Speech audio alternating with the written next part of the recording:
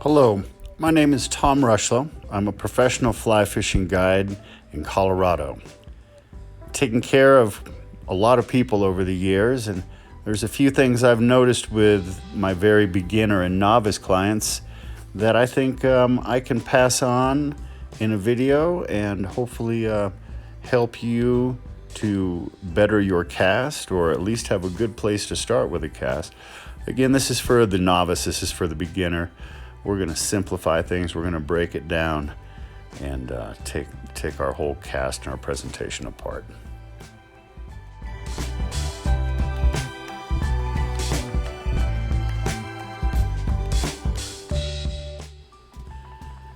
Well, let's start out by watching Paige here. We're just going to watch how she does things. I want you to pay attention to everything she does here. Everything she does here is with purpose. There's a reason that she's doing it. Let's watch it again. And how does this look compared to what you're doing? Is there a pause in your cast? Do you lift that line off the water before you mend it? And how do you set your hook? Do you find it in the trees a lot more? Are you setting upstream? Let's break it down.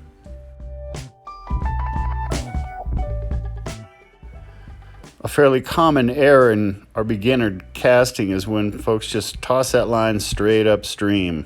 If you're looking at a clock, it'd be going basically from 3 o'clock to 9 o'clock, which leaves that line just coming right at you. They'll grab a fistful of line and throw it upstream, and if you're not careful, you might end up hooking right over your neighbor's line. Okay, Paige. Well, good thing Colin's had a lot of practice at undoing tangles. We'll just leave this mess for him. Keep it simple. For now, let's forget the trigger finger. Look before you cast, and then poke, pause, push. So drop the line, look where you want to cast, then slowly raise that rod tip up and pause, then push it forward.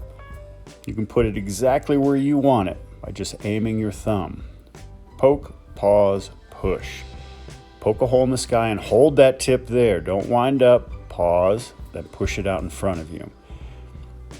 When you raise that rod tip and you pause, that line droops on the water, then you push it out in front of you, and it allows that rod to load and slingshot that line out in front of you. Lift, hold it, and then push it forward. You don't want to wind up here. You're not on the tennis court, okay? You're not swinging a tennis racket. That rod has a lot of power. Let it do the work. Take your time and learn how to load it.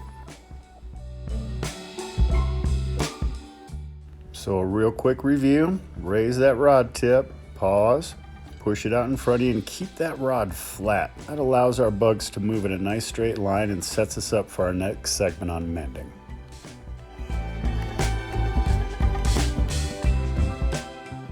Being able to successfully mend your line is very important in our presentation. You want to get that line upstream without moving your indicator, and you want to keep it upstream.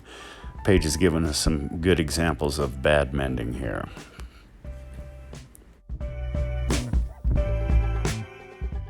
So before we can adequately mend our line, we've got to lift that line off the water. This allows us to toss the line upstream without moving our bobber, which is very, very important. Okay, watch this mend. Great job, Paige. She never moved the bobber. Use that bobber as a determiner of how good your mend is. Lift it line off the water, toss it upstream. If you don't move your bobber, you done good. Okay, let's watch Colin here. He's gonna lift that line and toss it upstream and comes right back to the bobber. Lift that line, and basically starting right at the bobber, you're gonna draw a circle. And when you close that circle right here, bring it right back to the bobber, that's what tosses all that line upstream for you, and it allows that nice natural presentation without moving the bobber.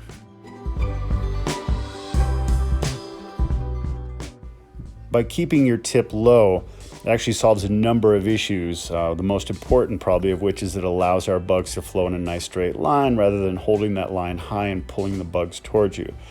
But another thing it really does set us up nicely for is what we're going to talk about next, setting that hook. Probably the most common mistake I see is people set that hook upstream. So let's watch Paige here. She's got a pretty good drift going on. She's gonna get a nice mend right in here. There it is. And now watch, she's gonna set that hook.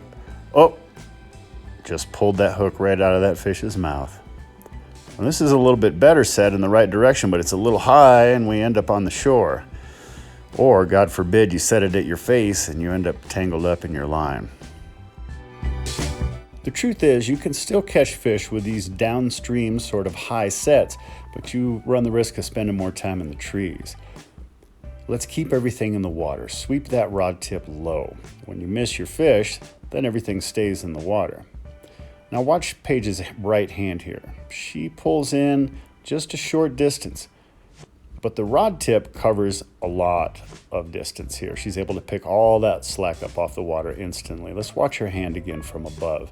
And notice she might cover maybe 18 inches, whereas the rod tip might travel 12 or 15 feet, where she's able to pick all that line up off the water. And if we miss our fish, our whole rig stays in the water instead of wrapping up on us. All right, let's go back to that video of Paige at the beginning. Let's put it all together. Let's do a little review. Bring that rod tip up and stop. So that rod tip's slightly behind you. Push that rod out. And remember, before we mend, we want to lift that line off the water. Then you mend it. And when you set that hook, let's keep everything in the water and sweep that rod tip nice and low. That keeps everything in the water. Let's put it all together here now. Nice and smooth. Should make a lot more sense than the first time we looked at it. There's that mend. We're going to sweep that rod low. Oh, and look what happened. If you're patient and you focus on those 3 specific points of your presentation, you could be pulling your net out for a beautiful trout just like Paige is here on our Eagle River in Colorado. Looks like it could be a cut bow.